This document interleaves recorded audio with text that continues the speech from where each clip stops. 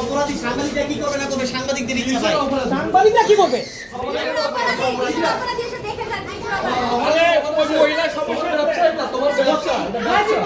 সে বর্তমানে এ দলের একজন প্লেয়ার। তার সাথে আমার ফেসবুকের মাধ্যমে পরিচয় হয় আর কি। তো পরিচয়ের পরে দীর্ঘদিন আমি তার সম্বন্ধে নিজের সম্বন্ধে এবং তার সম্বন্ধে আমি ব্যক্তিগত সকল কিছু জানার চেষ্টা করি, এবং জানার পরে আমি যে জিনিসটা খুঁজে পাই যে একজন, সে তখন আমাকে বোঝায় যে সে একজন সহজ সরল মানে মফস্বলের একজন ছেলে।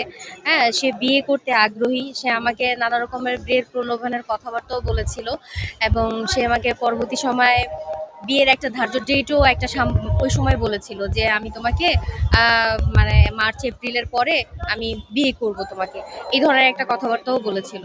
তো ইন দ্য মেইন টাইম সে আমাকে এই বিয়ের কথাবার্তা বলেই আমাকে সে গুলশানে 31শে জানুয়ারি একটা জায়গায় নিয়ে যায়। সেটা ছিল তার সে তখন ওইখানেই খেলার সুবাদে ওইখানেই সে সেই হোটেলেই মানে থেকেছিল আর কি। সেই হোটেলেই সে আমাকে ডেকে নিয়ে যায়। সে বাইরে কোথাও বসতে পারে না, তার সামাজিকতা অনেক প্রবলেম, এই সমস্ত কথা বলে নিয়ে যায়। অ্যান্ড দেন ওখানে সে আমাকে আমার ইচ্ছার বিরুদ্ধে আমার সঙ্গে শারীরিক সম্পর্ক স্থাপন করে, এবং সে আমাকে পরবর্তী কথা দেয় যে আমি তোমাকে বিয়ে করে ফেলবো। আমি যখন এবং পরবর্তীতে সে আমাকে যখন বিয়ের জন্য তাকে বলি, সে বিয়ে করবে না বলে সে আমাকে নানা রকম কথাবার্তা বলে। পরে আমি আমার বাবা, আমার পরিবার, তার এলাকার যত মেম্বার, চেয়ারম্যান এবং জেলা প্রশাসক যারা যারা আছেন তাদের সবাইকে জানাই ঘটনাটা। জানানোর পরে প্রত্যেকের জায়গা থেকে তাদেরকে ডাকিয়ে প্রশ্ন করেছে, জিজ্ঞেস করেছে তার বাবাকে দিয়ে সে বলে দিয়েছে যে সে বিয়ে করবে না। হ্যাঁ, বিয়ে করবে না বলে সব জায়গায় বলে দিয়েছে। এবং ইন দ্য মেইন টাইম আমি বিসিবিকেও কমপ্লেন করেছিলাম। বিসিবি আমার বিষয়টা ওইভাবে দেখে নাই। বিসিবি আমি সরাসরি আমিনুল ইসলাম বুলবুল সাহেবের হাতে আমি চিঠি লিখে দিয়ে আসছি, এবং বলে আসছিলাম যে ওর কাছে আমার কিছু ভিডিও আছে, হ্যাঁ, পার্সোনাল ভিডিও আছে। ও আমাকে হুমকি থ্রেট দিছে যে তুমি যদি বিয়ের জন্য আমাকে চাপ দাও তাহলে আমি এই ভিডিওগুলো ছেড়ে দিব। এই বিষয়টা তার কোচ যারা আছেন, রাজিন সালেহ থেকে শুরু করে অনেকেই জানেন। তো তারাও সমাধান করার চেষ্টা করেছিলেন, কিন্তু সে প্রত্যেকের সঙ্গেই অ্যাকচুয়ালি একই আচরণই করেছে। বলছে আমি দেখে নেব। ক্রিকেটারদের তো এরকম সম্পর্ক থাকেই, কোনো বিষয় না, তারা এরকম যখন তখন করতে পারে, এগুলো কোনো বিষয় না।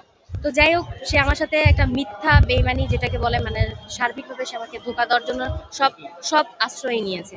হ্যাঁ, এবং আর ব্যক্তিগতভাবে আমার মানে এই যে মামলায় আসাটা ছিল কোনোই শেষ চেষ্টা, মানে আমরা নিজের তরফ থেকে সামাজিকভাবে যতটুকু চেষ্টা করার জন্য প্রয়োজন ছিল, জরুরি ছিল, সকল চেষ্টা যখন করে ব্যর্থ হয়েছি, তখনই আমি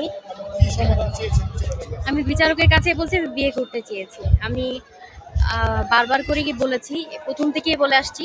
তারা আমাকে বিভিন্নভাবে টাকা পয়সার প্রলোভন দেখায়, বিভিন্ন ধরনের কথাবার্তা বলে যে টাকা নাও, এই ধরনের বিষয়ে মিডিয়াকে বলো না, কোথাও যেও না, এই ধরনের কথাবার্তা বলে আমাকে প্রেশার ক্রিয়েট করার চেষ্টা করেছে, যেটার প্রমাণও আমার কাছে আছে। জি, আমি অবিবাহিত, এবং সে এটা সকল কিছুই জানে। সে আমার পার্সোনাল, আমার ব্যক্তিগত ফ্যামিলি মেম্বার, আমার বাবা কি করেন, আমার পরিবারের সম্বন্ধে সকল কিছু জেনেই আমার সাথে উঠা বসা করেছে। আজকে জামিন দিয়ে দিল আদালত, এতে আপনারা সত্যি বলার রয়েছে? আমি আসলে খুবই ডিসঅ্যাপয়েন্টেড, কারণ হচ্ছে যে আমি জানি নাই 5 তারিখে সে আমিনের মহানগরে আবেদন করেছে, আজকে এসে আমি এখানে জানতে পেরেছি। তো বিজ্ঞ আদালতের রায় আমি মেনে নিয়েছি, কারণ উনি বলেছেন যে 9 তারিখে এটা দেখবে। তো আমি সে আশায় আমি 9 তারিখের জন্য অপেক্ষা করছি। এই দলের ক্রিকেটার তোফায়েল আহমেদ, সে আমার যে এখানে বাদিনী দাঁড়িয়ে আছে, এই অভিযোগকারিণীকে সে বিয়ের প্রলোভনে কয়েকবার সে ধর্ষণ করেছে, এবং ধর্ষণ করার পরবর্তীতে তাকে যখন বলা হলো যে সে বিয়ে করুক, কিন্তু সে একটা কথা বলেছে যে ক্রিকেটাররা এই ধরনের কাজ করেই, যেটার মেসেজ আমাদের কাছে আছে। এবং এই মামলায় চার্জশিট এসেছে, এবং চার্জশিটে স্পষ্টভাবে প্রমাণিত হয়েছে সে যে আসামি, সে উক্ত অপরাধ করেছে, এবং মেডিকেল রিপোর্টেও পজিটিভ আসছে যে এই ঘটনা ঘটেছে, এবং কি এই বাদিনীর সাথে তার শারীরিক সম্পর্ক হয়েছে। এই ক্ষেত্রে আমরা চাই, যেহেতু একটা ব্যক্তি সে জাতীয় দলের এ দলের ক্রিকেটার, আমরা চাই তার জন্য অবশ্যই বিচার হয়, এবং কি এই ক্রিকেটার সে যে একটা মেসেজ দিল যে ক্রিকেটাররা এই ধরনের কাজ করে, যে মেসেজটা আমাদের কাছে আছে, তার মানে পুরা ক্রিকেটকে সে কলঙ্কিত করলো। আমরা চাই ভবিষ্যতে যেন কোনো ক্রিকেটাররা এই ধরনের কথা বলার সাহস না পায়, এবং কি এই ধরনের অপরাধ করার সাহস না পায়।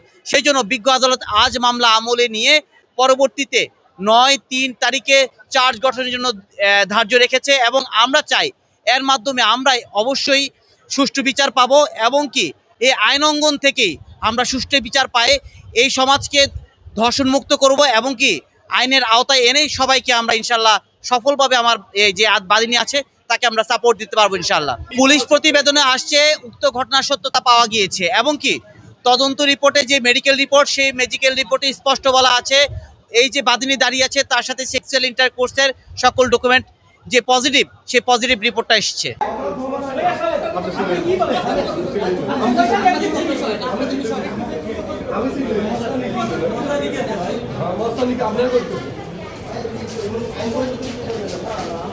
অপরাধী সাংবাদিকরা কি করবে না করবে সাংবাদিকদের ইচ্ছা ভাই। সাংবাদিকরা কি করবে? মহিলা সমস্যা ব্যবসা, তোমার ব্যবসা।